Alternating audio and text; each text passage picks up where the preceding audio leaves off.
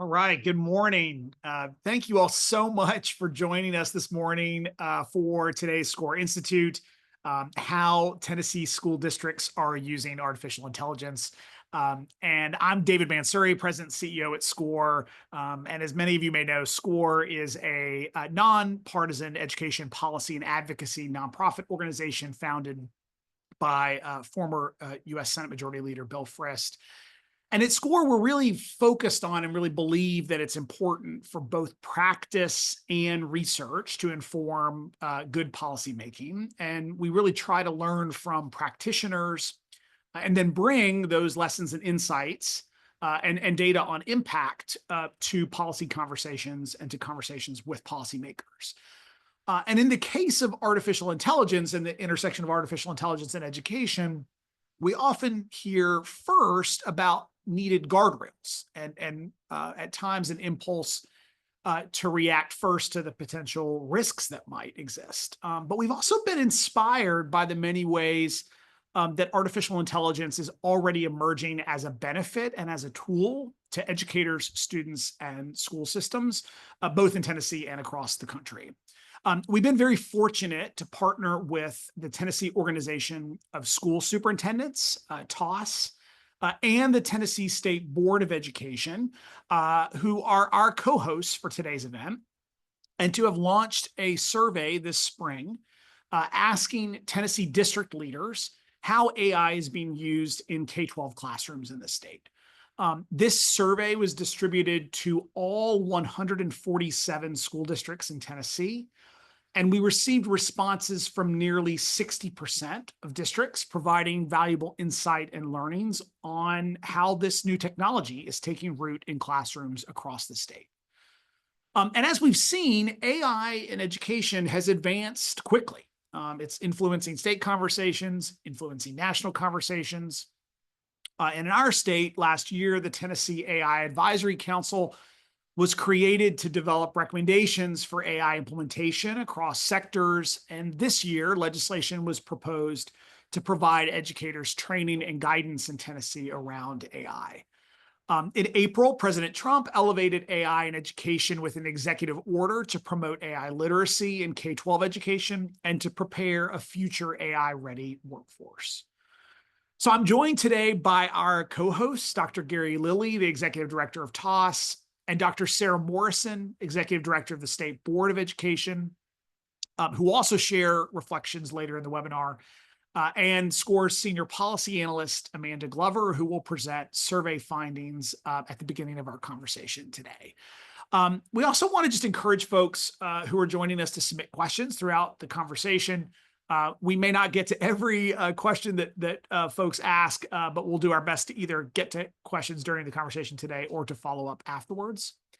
And maybe to kick off our conversation, I'd like to first turn it over to Dr. Gary Lilly from TOSS, whose organization was instrumental in engaging Tennessee school districts on this survey to share some additional reflections before we dive into the survey results. So Gary, I will turn it over to you. Great. Thanks, David. And thank you to SCORE and the Tennessee State Board for your partnership and collaboration on the survey. As a bit of background, TOSS provides Tennessee school districts with resources and professional development to foster collaboration, learning, and sharing of effective strategies across districts in our state. So we've partnered with SCORE and others in Tennessee over the year to learn more about how AI has grown, both in its technological capability, but especially educator reach. And that effort has been so helpful in our own learning and really how to better support our district leaders. So today we're really excited to share the aggregate findings from the Tennessee District Leader Survey that we launched this spring.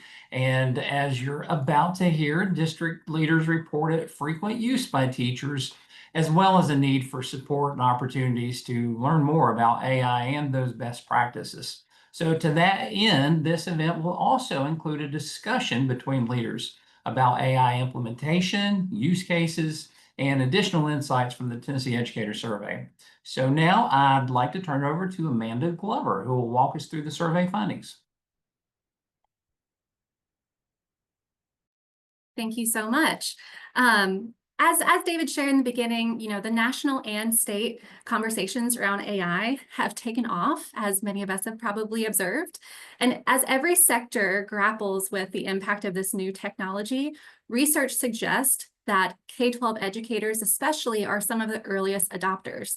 And many of you have been following the learning that SCORE has been leaning into in the last year and a half by hosting convenings with Tennessee partners to learn about generative AI and how it's being used in teaching, learning, and even school operations. And through that work, we became familiar with a few AI pilots in Tennessee.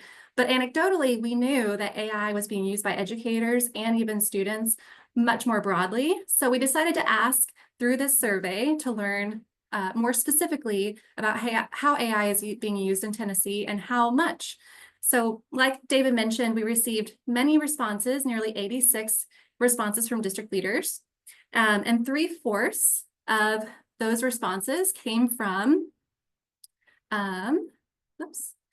Near 3/4 of those responses came from district superintendents, with other representation from chief technology officers, chief academic officers. And so we had this really great representation of district leadership in Tennessee sharing their perceptions of how educators are using AI in Tennessee. So some of the key takeaways up top that we learned from the survey results. The first is that AI use in Tennessee is, in fact, widespread, confirming the anecdotal evidence that we're hearing from other educators and practitioners in Tennessee, but now we have a little bit more data and insight into just how much AI is being used by educators and in districts in Tennessee. 2, AI is supporting both educators and their work streams and their instructional practice and student use cases through personalized learning and making learning more accessible for many students. Third, AI safeguards are very much top of mind for district leaders. Importantly, they want to make sure that AI is being incorporated safely and responsibly, as well as leaning into the innovative opportunity of AI. Fourth, AI training, which we're very excited to see, is being prioritized by districts. So we have a little bit more information of just how many districts are starting to offer resources and professional development around AI. And then lastly, AI policies. So this is referencing, back last year in 2024, legislation was passed requiring all K-12 districts and charter schools in Tennessee to adopt an AI policy. And we received some feedback in this survey that those policies could stand to have a little bit more focus and just a little bit more familiarity across district leaders and educators. So a little bit more specifically, the first bit of data we'll share is that most district leaders are familiar with AI, but familiarity with their local AI policies varies. So you can see here on the right, asking district leaders if they would be comfortable explaining their district's AI use policy, responses were across the board. But AI is very much part of the conversation and is a topic that district leaders are familiar with. Next, like we mentioned, AI use in Tennessee, as perceived by district leaders, is being used regularly by educators in Tennessee districts. So 85% of district leaders reported that their educators are using AI in their districts. And I was even, really interested to see that nearly a quarter of the district leaders that responded reported that their educators are using AI often. So majority are sometimes using AI, which is understandable because it is a new technology, new initiatives, but there are several district representatives reporting that educators are really leaning into AI. Next, educators are perceived to be most often using AI to reduce the teacher workload. So 75% of our district leader responses reported that this is how educators in their districts are using AI, which is not surprising. The benefits of efficiency in work streams and cutting down on the time spent on certain tasks is being reported across sectors as a benefit of AI. But now we have some insight as to how district leaders are reporting their educators are using AI. So we have reducing the teacher workload as the top use case, but then also two, assisting school operations, improving teacher instruction. Many teachers have been reported using AI as providing instructional feedback, and then also activating student creativity and student learning. Next, talking about time efficiency, that and personalized learning are the two largest perceived benefits of AI from the district leader perspective in Tennessee. So again, we're seeing bubbling up to the top, reducing time spent on administrative tasks. And we're really excited to continue this conversation because we know through other research that nearly half of the time, half of educators' time are spent on tasks not directly related to student learning or student instruction. So we're really seeing educators leaning into leveraging AI to reduce time spent on those tasks. But we're also seeing reports of personalizing learning experiences, improving student engagement, and enhancing student outcomes. So really supporting both educators and students. But it's also important for us to acknowledge and talk about the concerns that district leaders have, which is understandable with a new wave of technology. So the top concern from district leader perspectives is, are students going to be using AI for cheating or plagiarism? And then next, of course, privacy and ethical concerns, again, bringing it back to making sure that everything is safe and used responsibly. And then also, too, wanting to make sure that educators are well informed of how to use AI and the support that is still needed from the district leader perspective. One thing I wanted to mention on this slide as well is that technical issues and glitches or difficulty integrating the technology into the curriculum, these are a couple of concerns that were really top of mind for educators during the COVID pandemic. But we're seeing that, probably as a result of that experience, these issues are not as prevalent among our district leaders. Next, focus on training, privacy and security, and innovation is all seen to be opportunities where districts can further hone their local AI policies. So like I mentioned, all districts needed to adopt an AI policy from last year's legislation. And the Tennessee School Boards Association released a model policy providing some guidance for districts, and many districts adopted that model policy. But they're also looking to include language and guidance around the need for additional support and training, and even the opportunity of innovation that AI presents within those policies. District leaders also plan to continue using AI this year, and not surprisingly, prioritizing using AI to support administrative tasks is, again, this top use case that we're seeing to be planning on using AI this coming year. But personalizing instruction, analyzing student data, lesson planning, again, all of these workflows and use cases to support educators are seen bubbling up to the top. And frequently over half of our district leaders that responded to the survey are saying that they plan on using AI in these ways in this coming year. So as you can see here on the left, nearly 2/3 of district leader responses shared that their districts are providing training and professional development around how to use AI, which is really exciting and a practice that I am personally very interested in learning more about.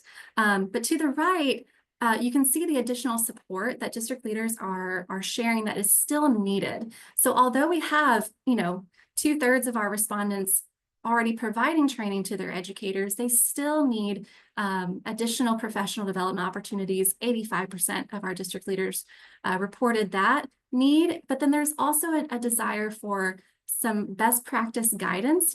What are the best ways and research-backed ways in which we can be leveraging AI in teaching and learning? And then also the market of AI-related tools is broad and will continue to broaden. And so what are the recommended AI tools and programs that district leaders and educators and students could be using that we know are high quality tools and to support these practices? So with that, now that we have overviewed like aggregate level data, I'm going to hand it back to David to introduce our panelists for today, where we're going to have the opportunity to hear directly from those closest to the work, both about their experiences around AI and some additional insights from the educator perspective.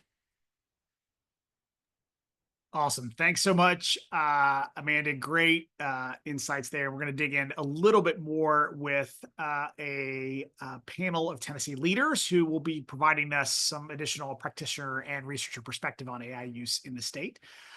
So first, we've got Brecken Duckworth, who has been a member of SCORE's ongoing Tennessee AI partner convenings. Brecken is the executive director of opportunity and gap closure at Hamilton County Schools. She's previously directed remote learning and middle school ELA for the district. Dr. Stacia Lewis is the assistant superintendent for the Sevier County school system in East Tennessee. She previously led curriculum and instruction for the district and was Tennessee's supervisor of the year in 2018. Lisa Higgins has served as Collierville School's chief technology officer for over 11 years in West Tennessee and previously directed instructional technology for Shelby County Schools, and has also been awarded by organizations for her innovation in ed tech and IT. And then finally, Dr. Laura Booker, who leads the Tennessee Education Research Alliance out of Vanderbilt University and serves as executive director of TERA. She's also a professor and senior lecturer at Peabody College of Education and Human Development. So just to dig into our conversation, and in partnership with the Tennessee Department of Education, TERA also annually administers the Tennessee Educator Survey. And for the first time, questions were asked on that survey of Tennessee teachers and principals on how AI is being used in the state. And we're excited that alongside the survey data that Amanda just shared, TERA is also releasing new teacher and principal perspectives on AI. They're actually releasing that data today. So I'd like to turn to Laura maybe first as part of our panel conversation to share a bit about that data and how are teachers and principals reporting using AI across the state and some trends perhaps that the team at TERA is seeing. So Laura, I'll turn it over to you first. Thanks, David, and good morning or afternoon, depending on where in the state you are located. We are going to be releasing this today. In fact, I'll put it in the chat because we already have it up on our website. But working with TDOE on the Tennessee Educator Survey, we received over a 50% response rate for both teachers and administrators this spring. And we found that 4 in 10 teachers and 6 in 10 administrators report using AI in their professional roles, but that high school teachers and teachers with fewer years of experience, so beginning teachers, likely younger teachers, are more likely to use AI for teaching. So not too surprising there. Then when we asked those who report using AI what they're using it for, teachers said that they're most likely using it for generating assignments or assessments. And administrators say that they are doing it to help out with their communications. Only 10% of admins say that they're using it to analyze and interpret student data or to manage professional development.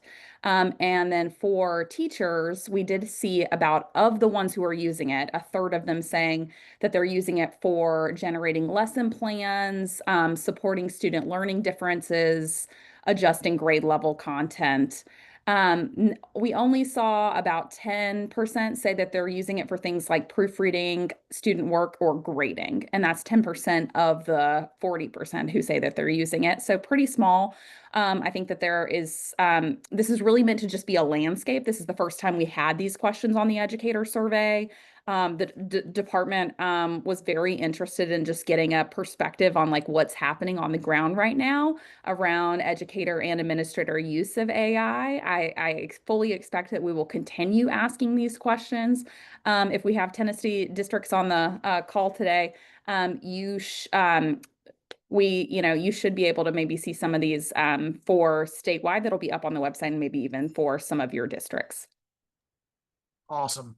Thanks so much, Laura. That's like hot off the press data. So thanks for sharing that with us. I want to turn to our district leaders, Brecken, Lisa, and Stacia, really just to reflect both on the broader survey of district leaders and their reflections, and also on some of the data that Laura just shared, and maybe ask each of you first to share with us some examples of how you're seeing teachers, principals, and maybe even students using AI.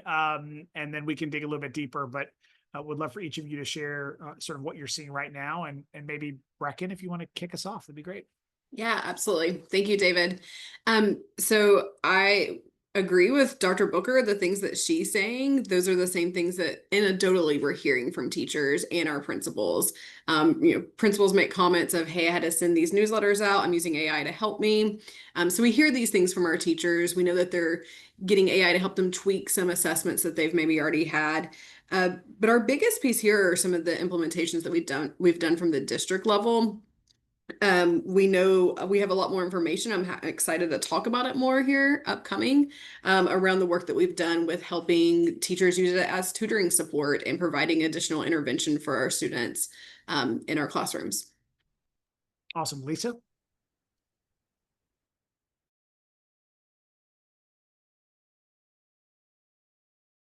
And Lisa, you are on mute. Apologies.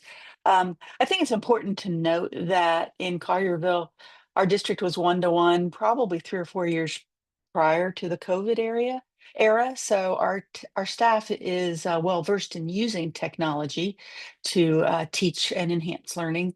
But our teachers were using it in much the way the survey was recommended or shared. They're using it really to engage students, to create products for students to enhance their learning. Both our principals and our district leaders use it in much the same way in communication. I've heard, for example, some of our counselors at the high school say it's been a game changer in helping to create letters of recommendation for high school seniors because they can plug in some specific qualities and then generate that letter in, just a fraction of the time that it's taken them in the past. Those are some ways I've seen. Great. And then Station. And good morning. So time is certainly a factor for all educators. And I would concur with the data that's been shared as that's playing true in our district as well. For our administrative group, like the other panelists, we are seeing our administrators use AI to enhance communication, be that by drafting emails, developing newsletters, or making announcements more efficiently. They are using it for summarizing text, large bodies of text, or maybe even generating some clarity for a diverse audience of particular text. We see them synthesizing notes from meetings and observations and creating templates and checklists and those kinds of things to help out in meetings. So anything to reduce time of our administrators is where we see that bucket landing. For teachers, it's really using it for what we need to save us time and be more creative in our instruction, really just trying to amplify what we do as human beings instead of replacing us in the classroom.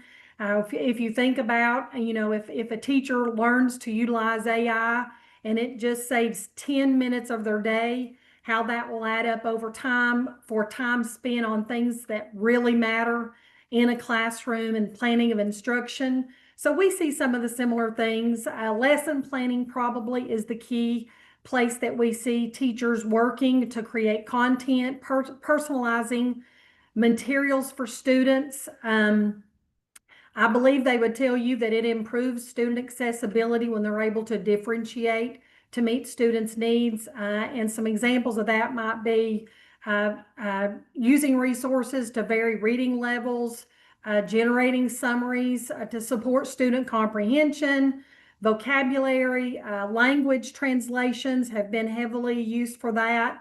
And so activities to add a little bit more creativity to our current curriculum has also been things we've seen.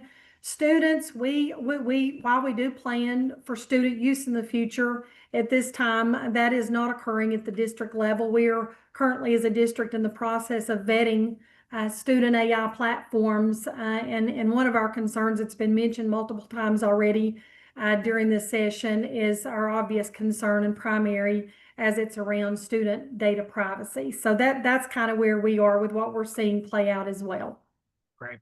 All right, I want to dig deeper into the work that each of you are doing in your district and Brecken, when I think about districts that I'm aware of that are doing really sort of leading edge piloting work using AI tools to very specifically support defined needs around teaching and learning, Hamilton County is at the top of my list. So I'd love for you to share more about what tools you're using, and maybe first, what were you looking to solve for? What were things that that you were seeking to sort of improve in the way you were thinking about teaching and learning, and what prompted the district to kind of embrace the opportunity of artificial intelligence? I'll just say, maybe before you answer that, I've one of the things I've heard over the last year is just the need to actually have a targeted sort of challenge that you're seeking to solve for, as opposed to just beginning to embrace lots of tools all at once,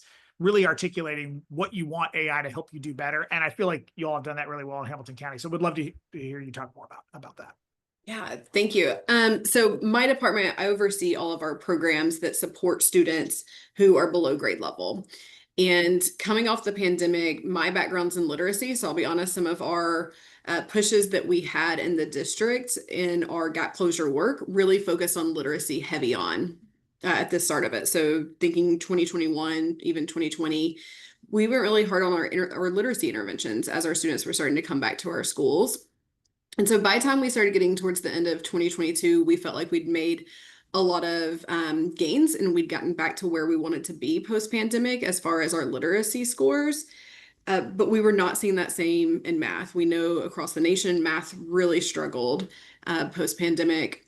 And we were trying to figure out how to support our students who had missed so much math content, how to get them caught up, knowing that at the moment we had funds in ESSER, but those would be going away. And so how do we provide smaller group instruction aligned with tutoring practices that we know came out in the last few years that will really support our students in math? And so I'll be honest, when we first started this, we were not necessarily thinking we need an AI tool. We were really trying to solve, how do we have a very cost-effective math intervention that is going to be high quality for our students?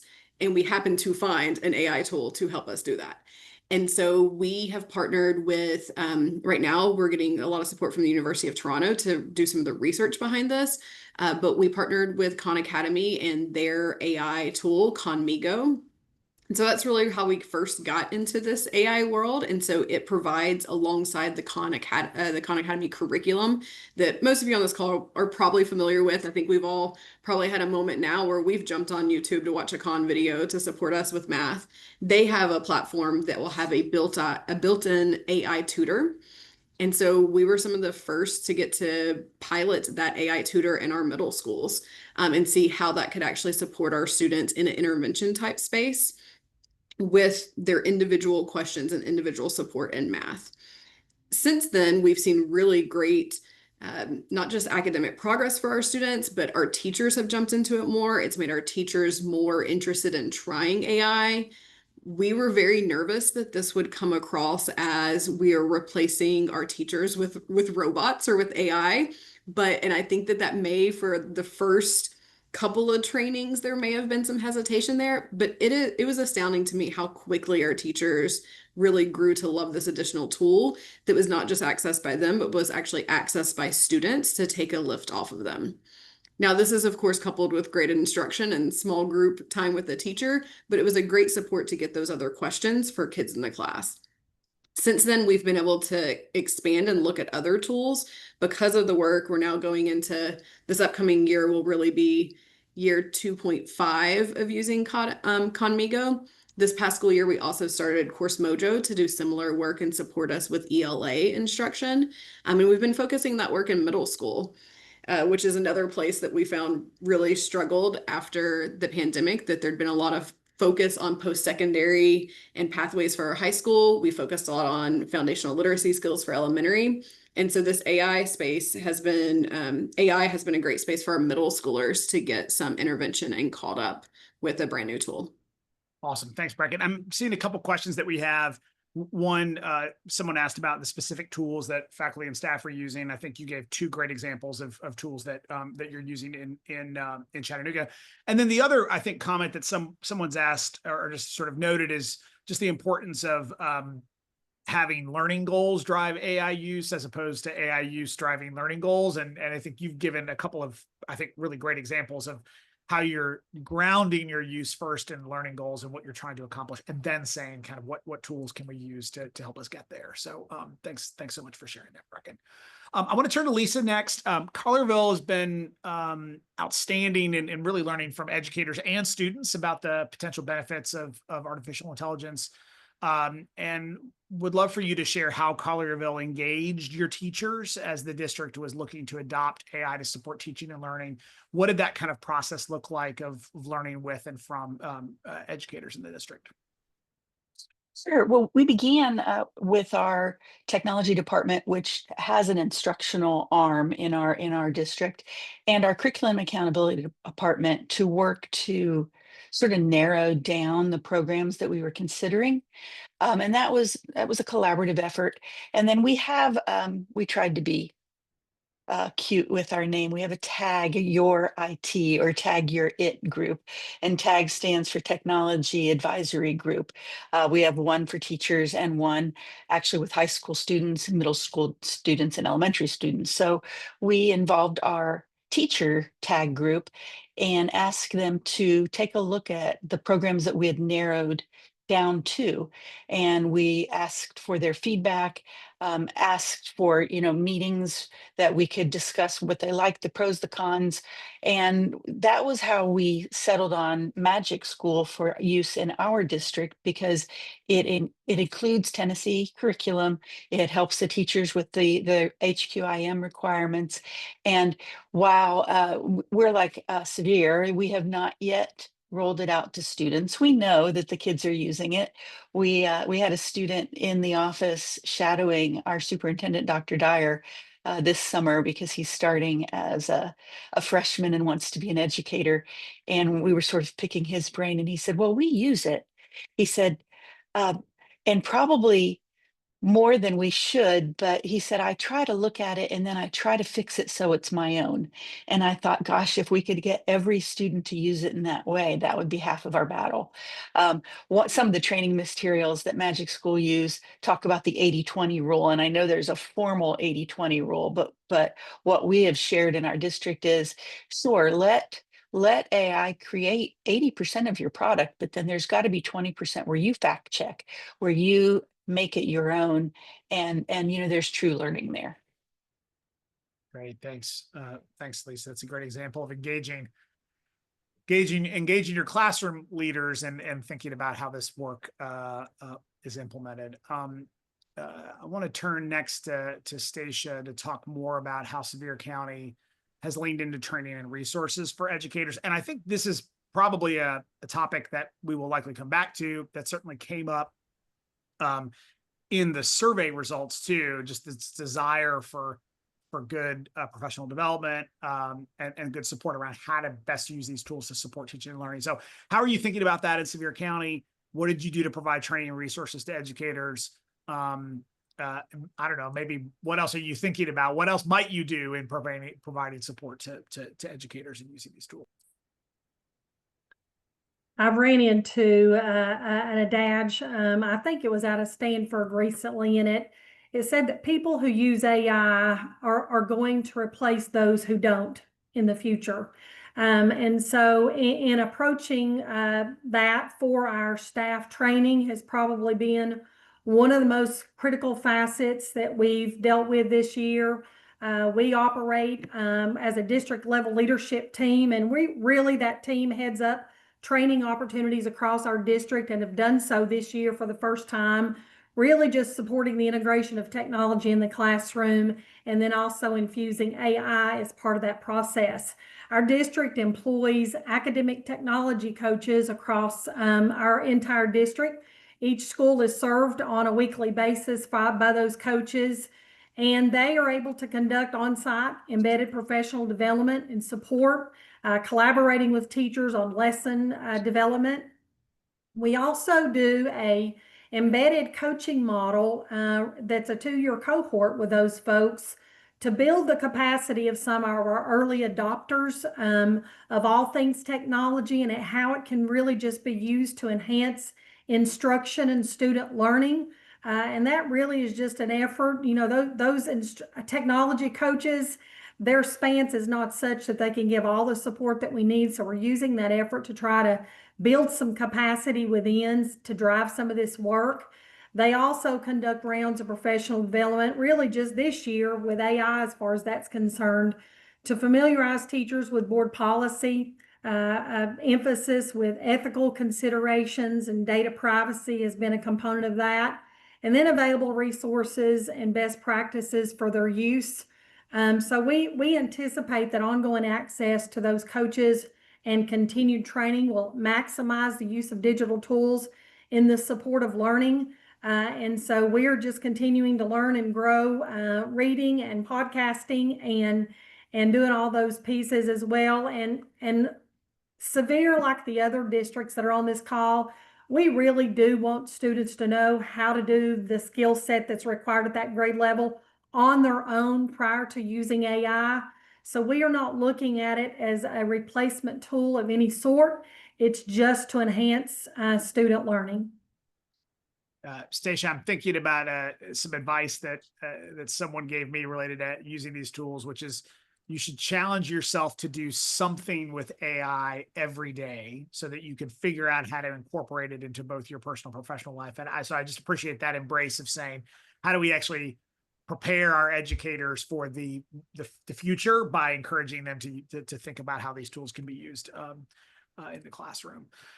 I want to turn next to Laura. Laura, you shared some of the data up top that you've seen coming out of the educator survey, and want to ask you to share more about why the Terra team felt like it was important to learn about AI uptake. What were some of the sort of driving factors for asking questions about this, and are there other perhaps research implications or maybe even policy or implementation implications that you feel like some of these findings might have for education in the state?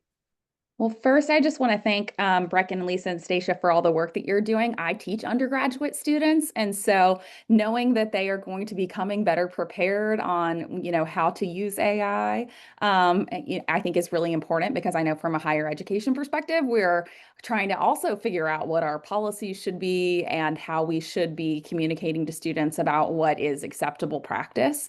But the department and Terra were both really interested in adding these questions because, as everyone else has said, this is like a way of life now, right? And we want to make sure that we're being attentive to the fact that this is a critical issue that districts and schools and teachers are dealing with right now. Also, from a research perspective, we do a lot of work at Terra on teacher labor markets, and I think we all know that our educators are just feeling like more and more is being asked of them and that they have a lot on their plates. And so as this offers the opportunity to think about helping them to be able to expend their time in ways that feel most valuable to them and to prioritize, and if it can be a time-saving technique and tool, I think that's what we're really interested in learning about next. Is how, so we're hoping that maybe we can even do some work linking up how educators have responded to these items about whether they're using AI and how they're using AI and what their feelings are around whether they intend to stay in the teaching profession, and how burnt out that they are feeling, and whether I would then love to see if there are certain places that we could go and learn more, possibly through some case studies around, what it is that educators are doing that's working for them and how can we think about scaling those practices. Great. Thanks, Laura. I want to turn next to a question that we've each sort of touched on, maybe talked a bit briefly about, or at least acknowledged and dig into a little bit more for our district leaders. And that's about how is your district thinking about the balance between ensuring safeguards around data privacy, security, academic integrity, while also embracing the innovation and the opportunity that comes with these tools. I certainly feel like in our work at SCORE, we are trying to lead in this space with an orientation of how these tools could be used to improve teaching and learning, as opposed to perhaps starting with the challenges related to, as an example, academic integrity. But I'd love for you to each talk about how you're weighing that balance. Are there things that you're doing to try to both, ensure the right kinds of safeguards while also making sure that you're not perhaps hindering the ability of your educators or students to innovate and be prepared for what's coming in the future? So I would love for each of you to share a little bit about how you're thinking about that balance. And Lisa, you want to go first? Sure. Safeguards are our priority. And we know that teachers and students are going to be using AI, and then it's our job, I feel, to make sure that we make that as safe and secure as possible. So that's part of the reason we chose to pick a specific program to sort of get behind, to train on, to support. We could use multiple programs and then sort of be the jack of all trades, master of none, but that wasn't really what we wanted to do. So we take part in things like the Student Data Privacy Consortium, and we work on privacy agreements with all of the vendors that we use. And while I mentioned specifically we use Magic School as our specific AI program, many of our digital programs have an AI component in it, whether it's Schoology, PowerSchool has PowerBuddy. So our specific digital programs have their own little AI add-ins as well. So we know that it's out there, but we do our best and do our due diligence to work with departments across the district to ensure that before any program is adopted, it's been thoroughly vetted. We look at the privacy policy. We look to see, can we get specific contracts with vendors to do the best that we can to keep all of our data, whether it's student or staff, safe. And I will say, in sort of a warped way, may sound a little odd, but the breach that happened this year with our student information system was maybe a little bit of a blessing in disguise, only because it really hit home with our district. This can happen, and it's important to really be cognizant and be aware of what it is we're using and how we're using it. Right. Brecken, thoughts on this question? Yeah, so in the state of Tennessee, there is a requirement that all school boards pass an AI policy. We were pretty early to do this. And so our AI board policy has some safeguards in place, such as we make sure that any of our programs that we're pushing out, there's ample training on it and there's thorough vetting. And so our policy actually talks about making sure that IT goes through the program and is looking at it for student safety. And so those things are happening in addition to this, looking at what challenges we're solving with AI. And so those things have to happen at the same time. We also put into it, and I'm going to be transparent here about the quality of it, but there's also a piece on there of just having a yearly AI training for all of our teachers, which we do. And so in the same way that I think a lot of us on here are educators are used to those annual mandatory reporting trainings that are virtual, we actually have an academic integrity and AI usage one now that we use with all of our teachers. And so it's something that's not just coming up in a one-off training that, may or may not happen in a certain academic year because of the passion of the presenters and what's requested, but we actually are now in a space where we're doing an annual update on AI usage and how that's been playing into security for students and academic integrity. Great. And then Stacia, any thoughts? I would echo what's already been said. We also adopted a policy last year in accordance with state law. So we're kind of on the front end of that journey in terms of endorsing a program. We have not done that yet. And partly because things are changing so exponentially rapidly that we just haven't been ready to jump in a pool with that yet. So obviously our policy is in place and we've worked through some teacher training this year. Have not gone the direction of student use, but we have incorporated AI into our student digital citizenship for this upcoming year. Vetting is also, as we do all products, with at the helm of student privacy. as it's related to existing law, FERPA and COPA. And then we're finding ourselves landing somewhere in the land of closed domains, really that neither compromise our students' data nor feeds the training of the AI algorithms that's out there. So we are a Google district. And so Gemini is one of those that keeps our data within that closed domain. That becomes our walled garden, if you will, so that our district's information stays there and not used to train the other algorithms. So we think that next steps for us really is to continue to evaluate products for our teachers and then followed by our students, and then determine what the expectations are regarding work and student assignments. Awesome. All right, I want to turn to maybe one more question before we do kind of a rapid fire final question. But one of the things that I'd love to get your thoughts on is the ways in which the state could be supporting innovation with AI, whether through policy or support or even thinking about, the kinds of things that we are expecting students to learn.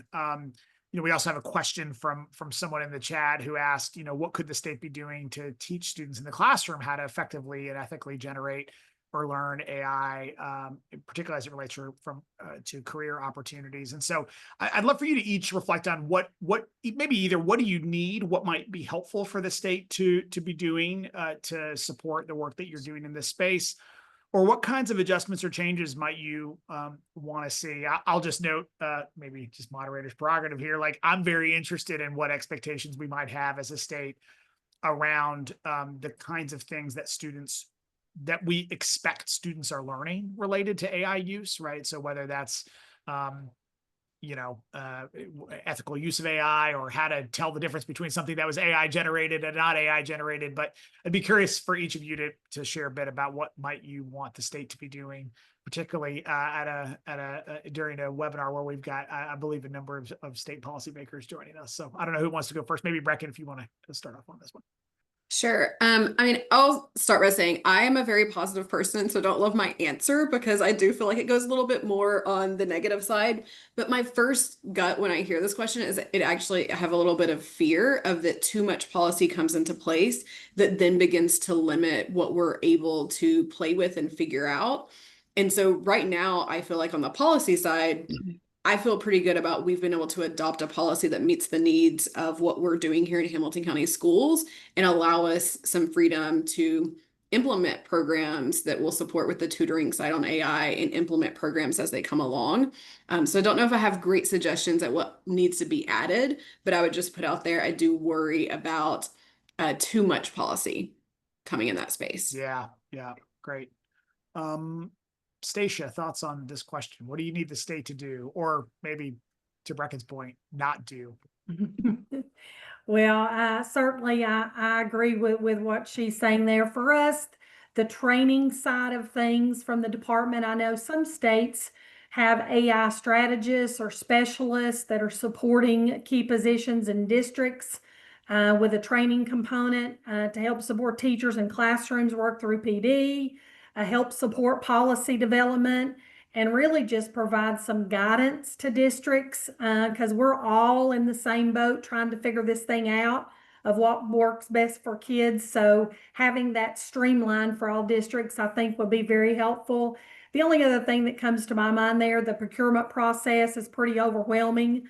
So, if there are state efforts out there to vet products for privacy, so that districts may have some cooperative purchasing options or even a state contract to streamline that access to AI solutions may also be helpful as well. Awesome. All right, and then Lisa, what do you need or not need from the state as you move this work forward? Well, gosh, Brecken and Stacia really said all of the points that I was thinking about talking about. I would piggyback and say, if the state could have maybe a list of approved programs that they think would be beneficial, and then perhaps they could use their influence as a bargaining chip that, we're putting you out here as an approved program.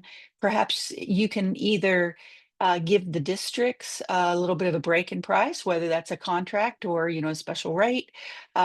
Or perhaps that's something that the state could potentially even fund. I mean, they're encouraging the use. We know that it's out there, but that support would definitely be helpful. Great.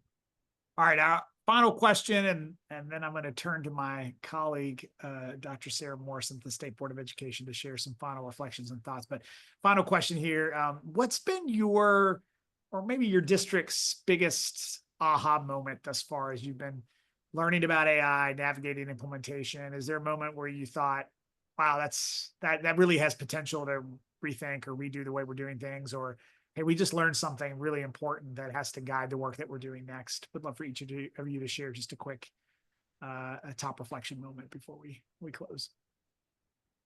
And Lisa, do you want to start? Sure. I think that our aha moment is no matter how hard we work and how innovative we try to be, we cannot keep up with the development that AI is pacing. We do our best, but it's always going to be ahead of us.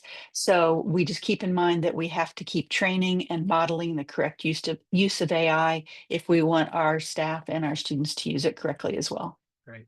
Bracken? Ours was really, and I mentioned this before, but it was really how quickly our teachers were okay with it. I mean, we went from teachers having pushback to thinking that this was coming for jobs to being like, oh, actually, this saves me a lot of time and gets students answers a lot faster than I can support all these kids. And so our aha moment is just how quickly it was embraced when we found the right tools that were solving problems that they already needed solutions for. Awesome. All right, Stacia. I think what hit us was, it got us to thinking about, just our roles as educators.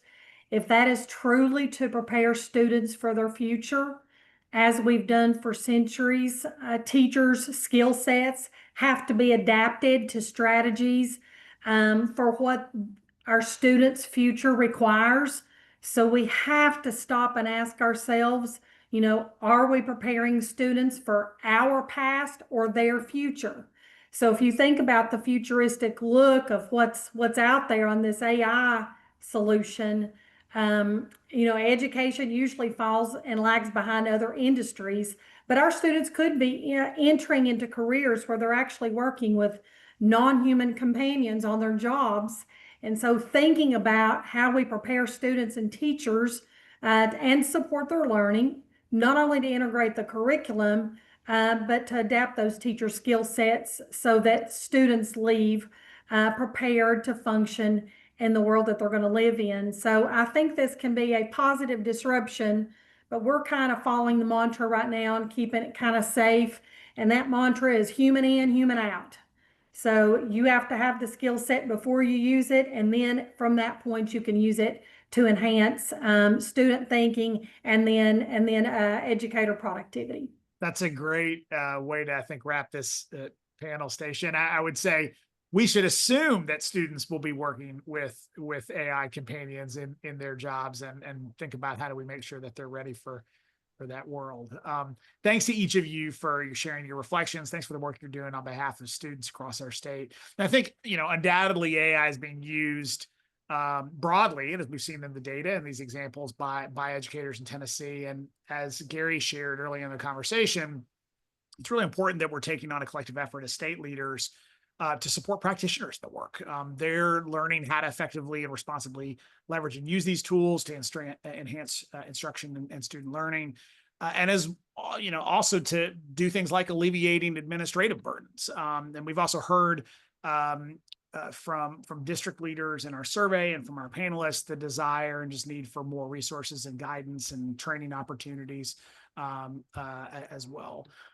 So to maybe close our conversation and to perhaps speak a bit about the state's role and the kind of things that key state leaders are thinking about on this conversation, I'd like to welcome my colleague and friend, Dr. Sarah Morrison, Executive Director of the State Board of Education, who's been a part of our ongoing AI partner convenings and also a partner on this survey as well, to share some final reflections both on what she's heard and then what may be coming in. So Sarah, I'll turn it over to you. Great. Thank you, David. Thank you, Dr. Lilly, and to all our panelists. This was just really encouraging and really insightful.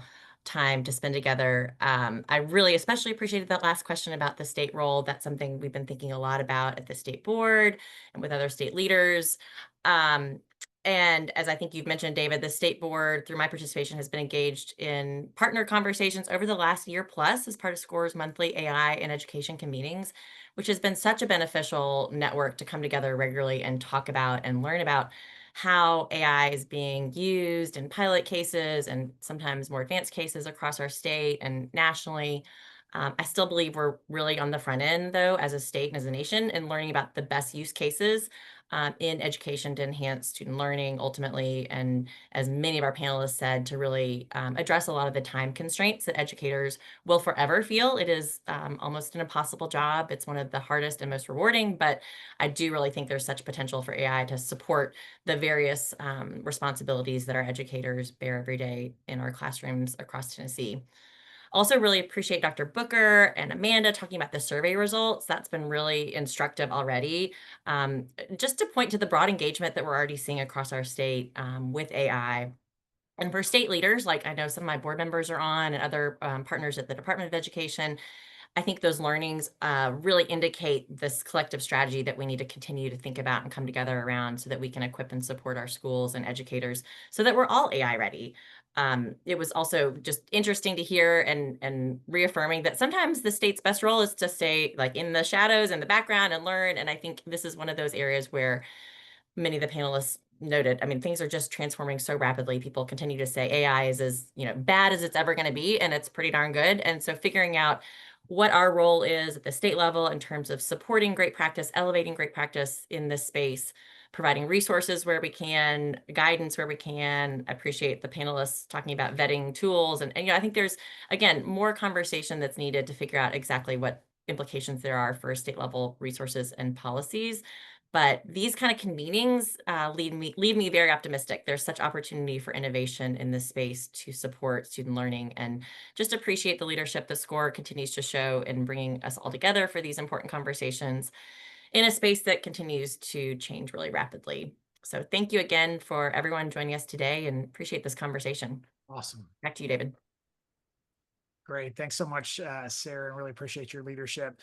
To wrap our conversation, just want to say again, thank you to TOS and to the state board for your ongoing partnership and collaboration.